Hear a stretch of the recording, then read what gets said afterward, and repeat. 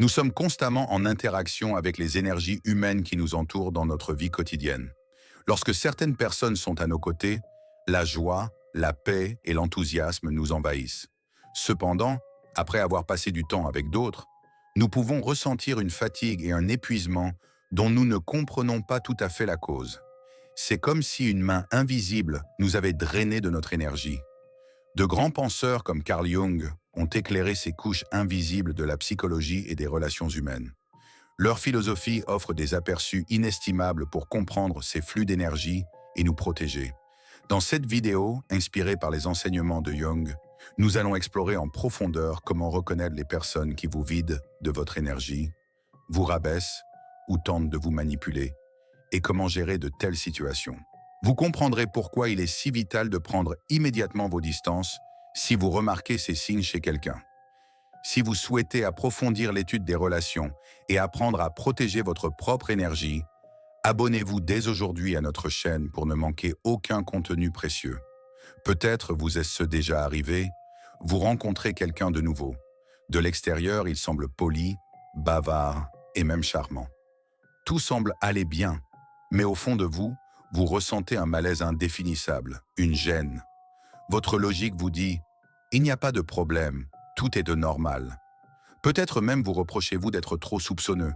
Il n'y a ni comportement grossier, ni mots blessants prononcés, mais cette énergie, la présence de cette personne, ne vous fait tout simplement pas du bien. C'est précisément là que la plupart d'entre nous commettent une erreur. Nous ignorons cette voix intérieure subtile, cette sensation étrange. Parce que notre esprit rationnel nous dit « vous n'avez aucune preuve, ne soyez pas préjugés ». Pourtant, cette couche profonde que Carl Jung appelait l'inconscient collectif, ce vaste champ de connaissances contenant les expériences partagées de l'humanité, héritées de nos ancêtres, nous envoie des signaux invisibles. Ces signaux permettent à notre esprit de percevoir les dangers avant de les traiter et de les analyser pleinement. C'est précisément ce qu'est l'intuition. Ce n'est ni de la magie ni de la paranoïa, mais l'écho de milliers d'années d'expérience de survie en nous. Jung expliquait que l'intuition est notre façon de saisir des informations que notre esprit conscient ne peut pas encore traiter.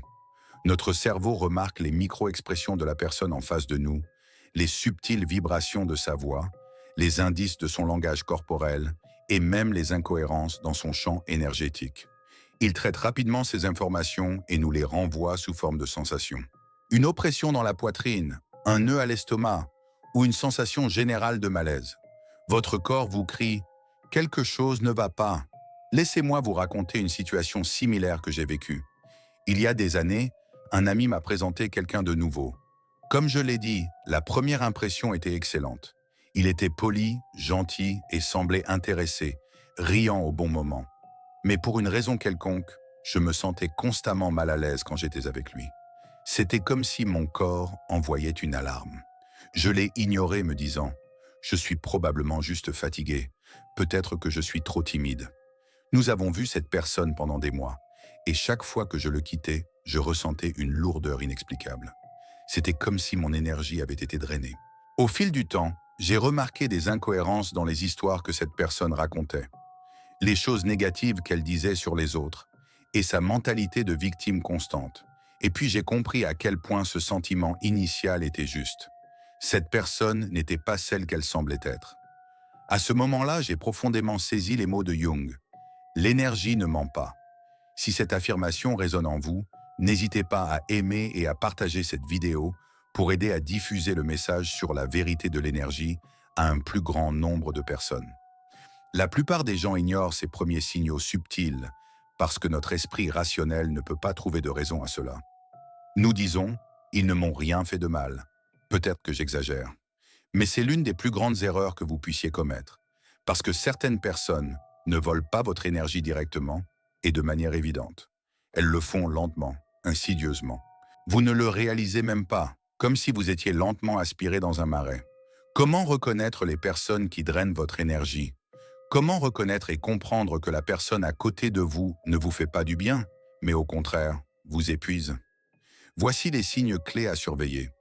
Premièrement, lorsque vous leur parlez, la conversation tourne toujours autour de leurs problèmes, de leurs plaintes et de leurs drames. Peu importe à quel point vous commencez la conversation de manière positive, le sujet finit toujours par revenir à la difficulté de leur situation ou à qui leur a fait du tort. Ils ne cherchent pas de solution. Ils racontent simplement leur histoire. Et à mesure que vous écoutez, vous commencez à prendre sur vous leur fardeau émotionnel. Vous devenez littéralement leur poubelle. À la fin de la conversation, vous vous sentez épuisé, vidé d'énergie et désespéré. C'est parce qu'ils essaient seulement d'alléger leur propre fardeau en vous déchargeant de leurs problèmes. Deuxièmement, ils vous font sentir coupable lorsque vous essayez de fixer des limites ou de faire quelque chose pour vous-même. Lorsque vous prenez du temps pour vous, poursuivez vos passe-temps ou voulez simplement vous reposer, ils sous-entendent à quel point ils ont besoin de vous. Peut-être ne le disent-ils pas directement, mais par leurs attitudes, leurs soupirs et leurs expressions faciales tristes, ils transmettent le message « Que vais-je faire sans toi ?» C'est une manière subtile de vous manipuler. Ils essaient de satisfaire leurs propres besoins énergétiques en vous rendant dépendant d'eux ou en utilisant votre conscience. Ils vous font sentir égoïste. Pourtant, prendre du temps pour soi est votre droit le plus naturel.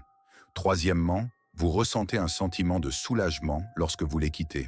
Normalement, lorsque vous quittez quelqu'un qui vous est cher, vous ressentez un manque, un vide, n'est-ce pas? Mais ce que vous ressentez lorsque vous vous éloignez de ces types de personnes est une étrange légèreté. C'est comme si un fardeau avait été levé de vos épaules. Votre esprit devient plus clair. Il devient plus facile de respirer. C'est un signe définitif que la personne absorbe votre énergie. Leur absence est plus agréable que leur présence. C'est l'un des signaux les plus forts que votre intuition vous donne. Les raisons psychologiques des draineurs d'énergie. Quelles pourraient être les raisons psychologiques de ces personnes? Selon Carl Jung, lorsque les gens ne confrontent pas leurs propres ombres, leurs défauts, peurs et aspects refoulés inacceptables, ils projettent que cette ombre sur les autres, c'est-à-dire qu'ils voient en fait leur propre chaos intérieur et leurs propres lacunes chez les autres et essaient de jeter ce fardeau sur quelqu'un d'autre. Les personnes qui volent de l'énergie essaient souvent de combler leur propre vide intérieur avec l'énergie des autres. Parce qu'elles ne peuvent pas trouver leur propre lumière, elles veulent voler la lumière des autres. Cette manipulation n'est pas toujours consciente. Certaines personnes ne savent pas comment gérer leurs propres problèmes émotionnels et leur chaos et transfèrent inconsciemment ce fardeau à leur entourage. Cette situation est particulièrement évidente dans un type de manipulation appelé gaslighting. Le gaslighting est une tactique de manipulation qui amène quelqu'un à remettre en question sa propre réalité, sa mémoire et ses perceptions. Si quelqu'un vous répète avec insistance qu'un événement que vous avez vécu n'a jamais eu lieu, qu'un sentiment que vous avez ressenti est insignifiant, que vous avez trop réagi ou que vous vous êtes trompé de mémoire, soyez prudent. Le concept de projection de Jung explique le mécanisme sous-jacent du gaslighting. La personne projette ses propres traits inacceptables, tels que l'égoïsme, l'irresponsabilité ou la manipulation sur vous. Quand elle vous dit « tu es égoïste », elle ignore en fait son propre égoïsme. Quand elle vous dit « tu es dramatique », elle essaie de vous imposer son propre drame. Et si vous ne faites pas confiance à votre propre perception, vous finirez par croire que vous êtes effectivement le problème. C'est l'aspect le plus dangereux du gaslighting. Il vous fait douter de votre propre santé mentale. Comment reconnaître le gaslighting? Voici quelques signes pour reconnaître le gaslighting. Premièrement, ils changent constamment d'histoire. Ils nient aujourd'hui ce qu'ils ont dit hier. Ils affirment n'avoir jamais fait quelque chose la semaine dernière. Et lorsque vous le leur faites remarquer, ils vous accusent d'être oublieux, de mal comprendre ou d'exagérer. Leur objectif est de vous embrouiller et de vous faire douter de ce qu'il faut croire. Deuxièmement, ils invalident vos émotions. Quand vous êtes triste, ils réagissent par c'est tout. Quand vous êtes en colère, pourquoi en faire toute une histoire? Quand vous êtes heureux, qu'est-ce qui s'est passé pour que tu sois si content? Ils font en sorte que tout ce que vous ressentez semble insignifiant, dénué de sens ou exagéré. Ils essaient de vous faire sentir trop sensible, instable ou fou. Troisièmement, ils essaient de vous isoler des autres. Lorsque vous rencontrez d'autres personnes, ils sous-entendent que vous ne devriez pas leur faire confiance, qu'elles ne vous comprennent pas ou même qu'elles parlent derrière votre dos. Leur objectif est de vous empêcher d'obtenir d'autres perspectives ou un soutien extérieur. De cette façon, ils vous font croire qu'ils sont la seule source fiable. Quatrièmement, votre esprit est encore plus confus après leur avoir parlé.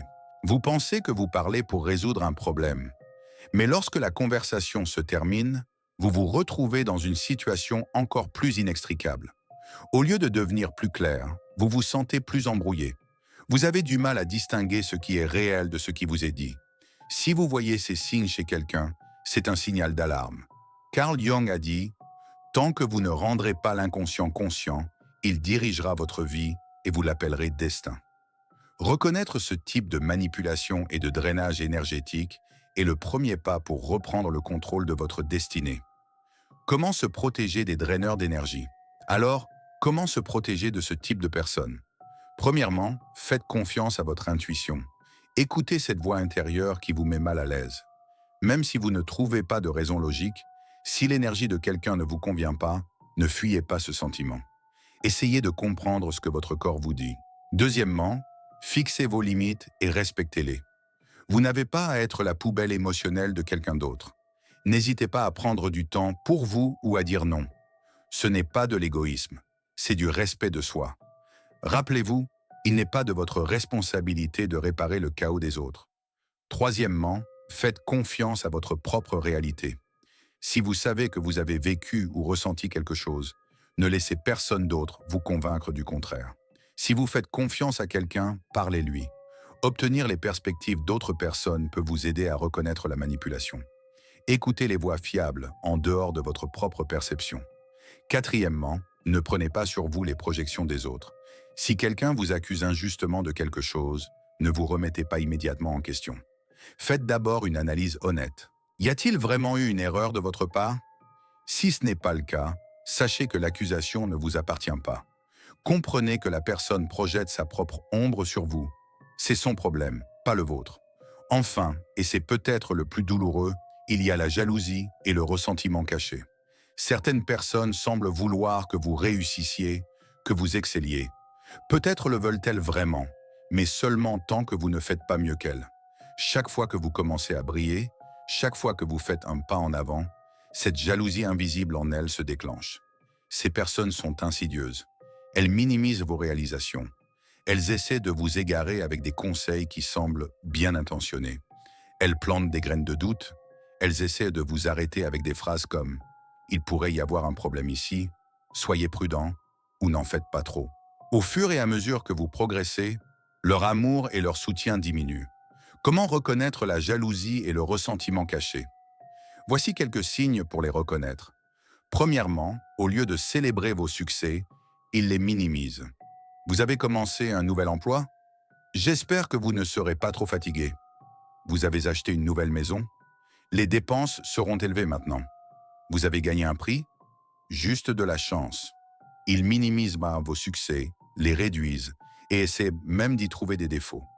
Deuxièmement, alors qu'ils célèbrent avec enthousiasme les succès des autres, ils agissent avec indifférence ou froideur envers les vôtres. Ils parleront avec enthousiasme des promotions et des nouvelles entreprises d'autres amis. Mais ils traitent une réalisation significative de votre part comme quelque chose d'ordinaire. Troisièmement, vous pourriez entendre des commentaires négatifs à votre sujet de la part d'autres personnes.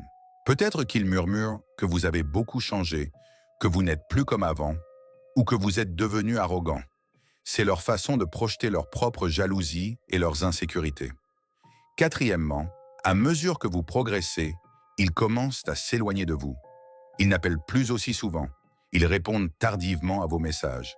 Ils reportent les invitations à se rencontrer. Votre lumière a commencé à les déranger. Carl Jung affirme que la jalousie est souvent le reflet de ceux qui ne peuvent pas accepter leur propre ombre, qui ne confrontent pas leur propre potentiel.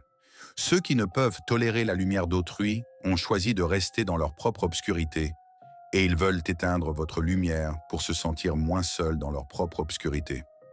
C'est le type de personne le plus dangereux car ils sont proches. Ils apparaissent comme des amis, de la famille ou des amoureux. Mais au fond, ils essaient de vous rabaisser.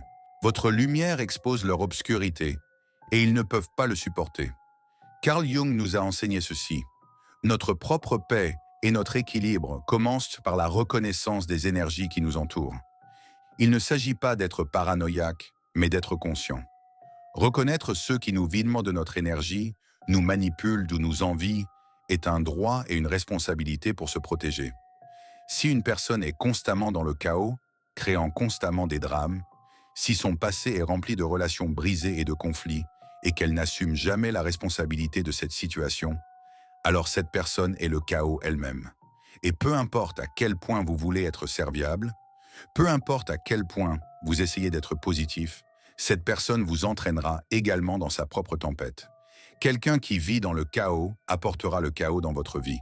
N'oubliez pas que les personnes qui vous aiment et vous apprécient vraiment célèbrent vos succès, valident vos émotions, respectent vos limites et vous donnent de l'énergie lorsqu'elles sont avec vous. Elles n'essaient pas d'éteindre votre lumière. Au contraire, elles vous soutiennent pour que vous brilliez encore plus fort. Si vous avez regardé cette vidéo jusqu'ici, vous connaissez maintenant une vérité que beaucoup de gens ne réalisent pas avant des années. Faites attention aux énergies qui vous entourent. Écoutez votre voix intérieure. Se protéger n'est pas de l'égoïsme, c'est votre responsabilité de protéger votre bien le plus précieux, votre paix et votre équilibre. Maintenant, demandez-vous, protégerez-vous votre précieuse paix? Suivez notre chaîne pour continuer à recevoir des conseils plus approfondis sur votre chemin d'autoprotection et de croissance personnelle. Qu'en pensez-vous? Partagez vos réflexions avec nous dans les commentaires